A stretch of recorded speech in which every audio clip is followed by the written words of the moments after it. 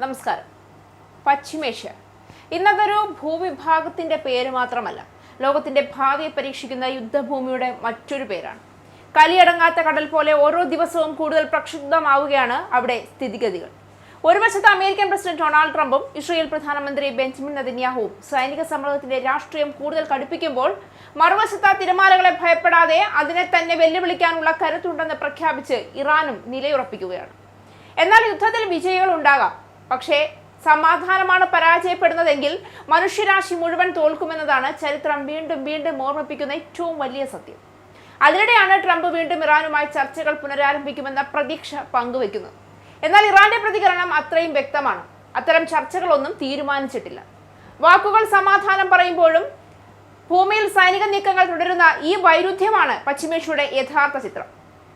വിശ്വാസം തകർന്ന നയതന്ത്രത്തിൽ ഒരു പ്രസ്താവന കൊണ്ട് മാത്രം യുദ്ധം അവസാനിക്കില്ല, സമാധാനം പുലരില്ല. ഇറാനുമായുള്ള ചർച്ചകൾ നിലവിൽ നടക്കുന്നുണ്ടെന്നും ഇത് കരാറിൽ ഒപ്പിടാനുള്ള അവരുടെ അവസാന അവസരമാണെന്നും മുന്നറിയിപ്പ് നൽകിയാണ് അമേരിക്കൻ പ്രസിഡന്റ് ഡൊണാൾഡ് ട്രംപ് രംഗത്തെത്തിയിരിക്കുന്നത്. ഇറാൻ തന്റെ അഭ്യർത്ഥന പ്രകാരമാണ് ചർച്ചകൾ നടക്കുന്നതെന്നും സൗദി അറേബ്യ, UAE, ഖത്തർ എന്നീ രാജ്യങ്ങൾ ഇതിനെ പിന്തുണയ്ക്കുന്നുണ്ടെന്നും അദ്ദേഹം അവകാശപ്പെട്ടു. സൈനിക നടപടികൾക്കുള്ള പദ്ധതികൾ നിലവിലുണ്ടെന്നും ചർച്ചകളിലൂടെ ഒരു പരിഹാരമുണ്ടാക്കാൻ അവർക്ക് അവസാനമായ ഒരു അവസരം കൂടി നൽകുകയാണെന്നും ട്രംപ് പറയുന്നുണ്ട്. അവർക്ക് തിരിച്ചറിവുണ്ടാകുമെന്ന് പ്രതീക്ഷിക്കുന്നതായും അദ്ദേഹം കൂട്ടിച്ചേർത്തു. സൈനിക നടപടി ഒഴിവാക്കാൻ ഇറാൻ തന്നെ അമേരിക്കയെ സമീപിച്ചതായും ഈ ചർച്ചകൾ വളരെ വേഗത്തിൽ നീങ്ങുമെന്നുമാണ് ട്രംപിന്റെ അവകാശവാദം. ഹോർമൂസ് കടലിടുക്ക് പൂർണ്ണമായും തുറന്നു നൽകുന്നതിനാണ് ചർച്ചകളിൽ മുൻഗണന നൽകുന്നത്. അതിനുശേഷം ഇറാന്റെ ആണവ പദ്ധതികളെക്കുറിച്ചുള്ള ചർച്ചകളിലേക്ക് കടക്കുമെന്നും അദ്ദേഹം സൂചിപ്പിക്കുന്നുണ്ട്. അതേസമയം അമേരിക്കയുമായി യാതൊരുവിധ ചർച്ചകളും നടക്കുന്നില്ല എന്നും വരും ദിവസങ്ങളിൽ അത്തരം കൂടിക്കാഴ്ചകൾ ആസൂത്രണം ചെയ്തിട്ടേയില്ല എന്നും ഇറാന്റെ വിദേശകാര്യ മന്ത്രാലയം ഔദ്യോഗികമായി അറിയിക്കുകയും ചെയ്യുന്നുണ്ട്. ഹോർമൂസ് കടലിടുക്കുമായി ബന്ധപ്പെട്ട കാര്യങ്ങളിൽ ഒമാന്റെ മധ്യസ്ഥതയിലുള്ള ചർച്ചകൾ മാത്രമാണ് ഇപ്പോൾ നടക്കുന്നതെന്നാണ് ഇറാന്റെ പക്ഷം.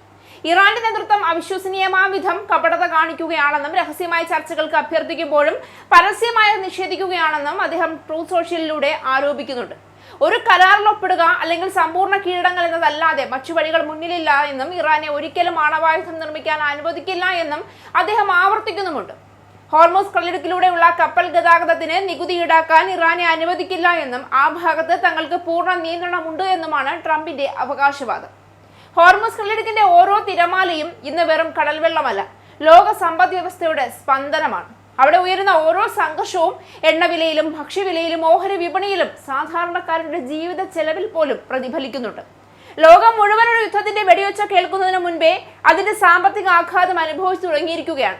ഇസ്രയേലിന്റെ സുരക്ഷാശങ്കകളും ഇറാന്റെ പ്രതിരോധ നിലപാടും അമേരിക്കയുടെ തന്ത്രപരമായ ഇടപെടലുകളും മേഖലയിലെ പ്രോക്സി ഗ്രൂപ്പുകളുടെ സാന്നിധ്യവും ചേർന്ന് പശ്ചിമേഷ്യ ഒരു പൊട്ടിത്തെറിക്ക് കാത്തിരിക്കുന്ന അഗ്നിപർവ്വതമാക്കി അക്ഷരാർത്ഥത്തിൽ മാറ്റിയിരിക്കുകയാണ്. ചെറിയൊരു കണക്കുപിഴവ് പോലും വലിയൊരു പ്രാദേശിക യുദ്ധമായും അതിലൂടെ ആഗോള പ്രതിസന്ധിയായും മാറാൻ സാധ്യതയുള്ള ഘട്ടത്തിലൂടെയാണ് ലോകം കടന്നുപോകുന്നത്. ലോകം ഇന്ന് ഉറ്റുനോക്കുന്നത് ട്രംപിന്റെ പ്രസ്താവനകളെയോ ഇറാന്റെ മുന്നറിയിപ്പുകളെയോ മാത്രമല്ല, പശ്ചിമേഷ്യയിൽ യുദ്ധത്തിന്റെ കറുത്ത മേഘങ്ങൾ ഒഴിഞ്ഞുമാറി സമാധാനത്തിന്റെ വെളിച്ചം തെളിയുമോ എന്ന ചോദ്യത്തിനുള്ള ഉത്തരം മാത്രമാണ്.